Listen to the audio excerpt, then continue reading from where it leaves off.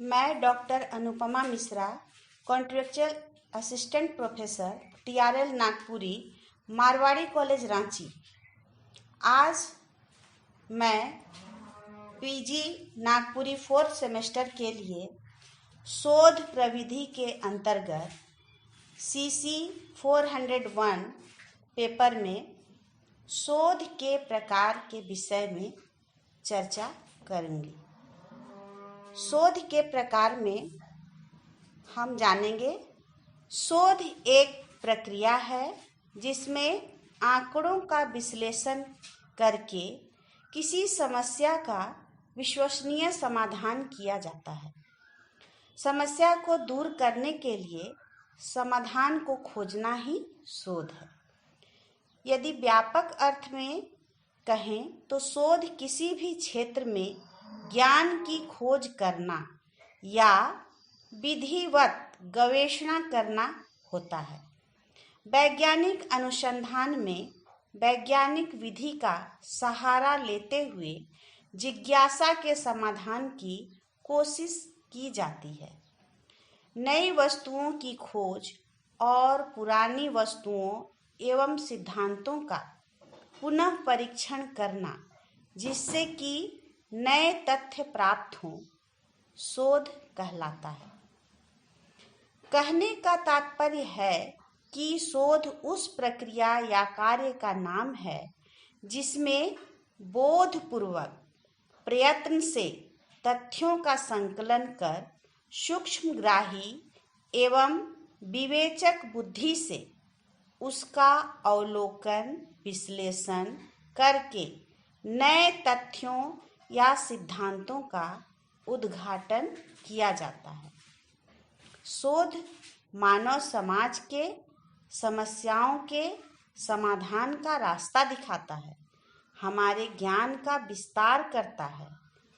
शोध से तार्किक और समीक्षा की दृष्टि मिलती है। शोध के बिना ज्ञान का विस्तार और समाज का विकास संभव नहीं है। इसीलिए शोध एक अति आवश्यक प्रक्रिया है। अब हम लोग जानेंगे शोध के प्रकार।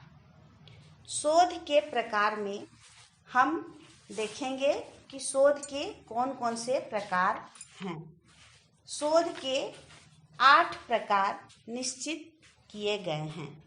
पहला, प्रयोगात्मक शोध या एक्सपेरिमेंटल रिसर्च। दूसरा, मात्रात्मक शोध, क्वांटिटेटिव रिसर्च। तीसरा, गुणात्मक शोध, क्वालिटेटिव रिसर्च। चौथा, विवरणात्मक शोध, डिस्क्रिप्टिव रिसर्च। पांचवा, विश्लेषणात्मक अनुसंधान या शोध, एनालिटिकल रिसर्च। छठा, व्यवहारिक अनुसंधान, एप्लाइड रिसर्च। सातवां, मौलिक अनुसंधान या फंडामेंटल रिसर्च। सातवां, अवधारणात्मक अनुसंधान, कंसेप्चुअल रिसर्च। और आठवां होता है ऐतिहासिक अथवा दस्तावेजी अनुसंधान, जिसको डॉक्यूमेंट्री रिसर्च भी कहा जाता है। ये हुए शोध के प्रकार। पहला हम लोग देखेंगे प्रयोगात्मक अनुसंधान, एक्सपेरिमेंटल रिसर्च। नियंत्रित परिस्थितियों में निरीक्षण प्रायोगिक शोध का प्रमुख कार्य है। सभी वैज्ञानिक विषयों के शोध प्रयोगात्मक ही होते हैं। प्राकृतिक पदार्थों में कौन कौन से मूल द्रव्य हैं, उनकी पारस्परिक रासायनिक प्रक्रियाओं को नियंत्रित परिस्थिति में देखने से क्या परिणाम आता है, नीचे गिरती हुई एक चीज की गति को कौन कौन सी शक्तियां प्रभावित करती हैं, प्राणियों के जीवन चक्र कैसे चलते हैं, शरीर के अंदर कौन सी प्रक्रियाएं चलती रहती हैं, इत्यादि से लेकर प्रकृति के अत्यंत गहन तत्वों को प्रयोग के द्वारा अनावृत किया जाता है। आज जीवन में हमें जितनी भी सुख सुविधाएं मिली हैं वे सब इसी प्रयोगात्मक शोध के फलस्वरूप आविष्कृत किए गए हैं। नियंत्रित परिस्थितियों में उत्पन्न की जाती हैं और उन परिस्थितियों में प्रवृत्तियों तथा क्रिया प्रक्रियाओं का निरीक्षण करके निर्णय पर पहुंचा जाता है। प्रयोगात्मक शोध के जो निष्कर्ष निकलते हैं वो निश्चित होते हैं। उनका परीक्षण समान वस्तुओं एवं प्रक्रियाओं का उपयोग कर अनेक व्यक्ति भी प्रयोग करें तो सबका निष्कर्ष एक जैसा ही होता है। दूसरा है मात्रात्मक अनुसंधान, क्वांटिटेटिव रिसर्च। ये एक रेखीय होता है। इसके अंतर्गत संख्यात्मक तथ्यों की संकल्पना की जाती है। जैसे कि हम अगर मान लें किसी स्कूल में बच्चों की संख्या कम हो गई है तो ये हम गणना करेंगे कि कितनी कम हुई है, कितने बच्चे आते हैं, कितने नहीं आते हैं। इस तरह का जो रिसर्च किया जाता है संख्या को जानने वाला, उसको हम लोग मात्रात्मक अनुसंधान कहते हैं। तीसरा है गुणात्मक अनुसंधान, क्वालिटेटिव रिसर्च। गुणात्मक शोध में शोधकर्ताओं का उद्देश्य मानवीय व्यवहार और ऐसे व्यवहार को शासित करने वाले कारणों को गहराई से समझना होता है। जैसे कि स्कूल में बच्चे कम हुए तो ये तो हो गया मात्रात्मक शोध, किंतु बच्चों को नॉलेज हुआ कि नहीं, कितने बच्चे नहीं समझ पा रहे हैं, कितने बच्चे को क्या नॉलेज हुआ, यह गुणात्मक शोध है। इसमें गुणों की प्रधानता होती है, गुणवत्ता की बात होती है। स्कूल में कितने बच्चे आए नहीं आए ये तो मात्रात्मक है, लेकिन बच्चों का एजुकेशन लेवल की जब बात होगी तो ये एक गुणात्मक शोध होगा। चौथा है विवरणात्मक अनुसंधान, डिस्क्रिप्टिव रिसर्च। इस प्रकार के शोध के अंतर्गत अध्ययन के समय जो परिस्थितियां हैं उनका उसी रूप में शोधार्थी द्वारा प्रस्तुतिकरण किया जाता है। इसमें तथ्यों का संकलन महत्वपूर्ण होता है। पांचवा है विश्लेषणात्मक अनुसंधान, एनालिटिकल रिसर्च। शोधकर्ता पहले से उपलब्ध सूचनाओं एवं तथ्यों का अध्ययन करता है। जैसे कि स्कूल में बच्चों की संख्या घट रही है तो ये रिसर्च करते हैं कि ऐसा क्यों हो रहा है, क्या महामारी आई है या विशेष समुदाय के बच्चे ही घट रहे हैं, क्या कोई फेस्टिवल चल रहा है, टीचर की कमी है, क्यों नहीं आ रहे हैं बच्चे, करंट सिचुएशन से स्कूल पर क्या प्रभाव पड़ रहा है, अब अगली क्या कोशिश करनी होगी कि फिर से बच्चे आने लगें। ऐसा जब रिसर्च होता है तो इसको एनालिटिकल रिसर्च कहते हैं। कहने का मतलब है कि इसमें दो परिस्थितियों में कंपेयर किया जाता है तो ये एनालिटिकल रिसर्च होता है। छठा है व्यवहारिक अनुसंधान, एप्लाइड रिसर्च।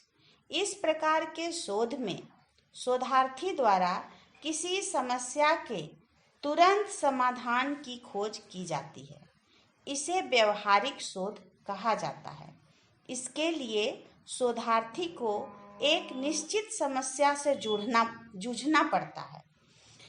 जब किसी खास उद्देश्य के लिए रिसर्च किया जाता है तो इस तरह के रिसर्च को एप्लाइड रिसर्च कहते हैं।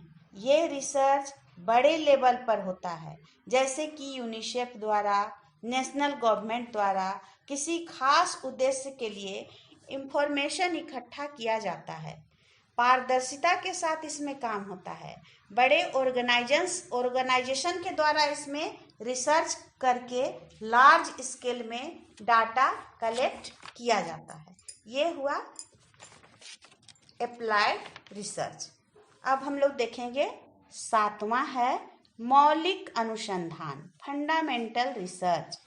मौलिक शोध उसे कहते हैं जिनके निष्कर्षों द्वारा किन्हीं विशेष वैज्ञानिक नियमों का प्रतिपादन होता है। इसका उद्देश्य नई प्ररचना का निर्माण करना है।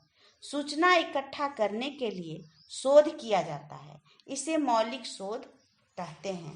इसमें कोई बदलाव नहीं करना है। इसको बेसिक रिसर्च भी कहा जाता है। किसी भी समस्या का पूरा पता करके इसमें एक समरी बनाया जाता है।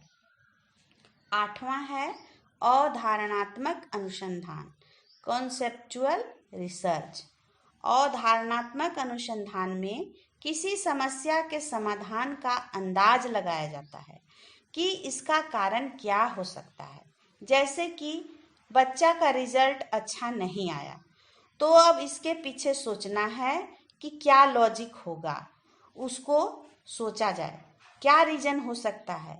पढ़ाई अच्छा नहीं हुआ, या बच्चा खुद अच्छी तरह से मेहनत नहीं किया, कि टीचर ठीक से नहीं पढ़ाए, वगैरह वगैरह कुछ भी रीजन हो सकता है, और ये रीजन नहीं भी हो सकता है।